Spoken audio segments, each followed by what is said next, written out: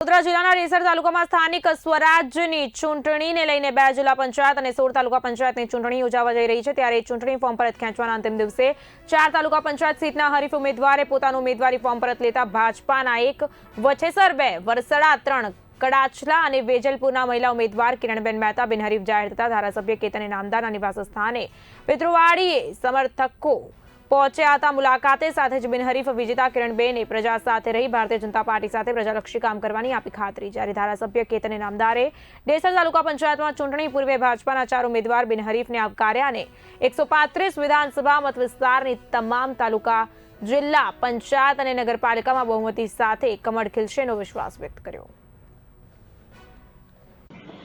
આપણા લોકલાડીના માનનીય ધારાસભ્ય શ્રી કેતનભાઈ ઇનામદારે મને મારા ઉપર ભરોસો કરી અને મને ટિકિટ આપી તે બદલ હું એમને દિલથી આભારી છું।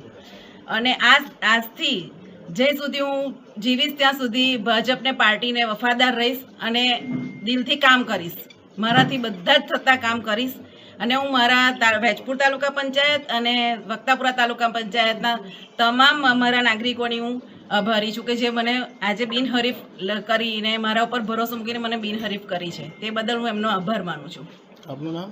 કિરણબેન અલ્કેશ। આજે ડેસર તાલુકા પંચાયતની 4 તાલુકા પંચાયત 16 પૈકી 4 તાલુકા પંચાયત કડાટલા, વેજપુર, વરસડા અને વચ્છેસર 4 તાલુકા પંચાયત બિનહરીફ થઈને ભારતીય જનતા પાર્ટીનો ભગવો લઈ રહ્યો છે। ત્યારે 16 તાલુકા પંચાયતમાં પહેલા જ દિવસ હજુ આવતીકાલથી તો પ્રચાર શરૂ થવાનો છે અને 4 તાલુકા પંચાયત બિનહરીફ થઈને તાલુકા ભારતીય જનતા પાર્ટી ખરેખર હૃદયથી તમામ મતદાતાઓનો, તમામ કાર્યકર્તાઓનો આભાર માને છે।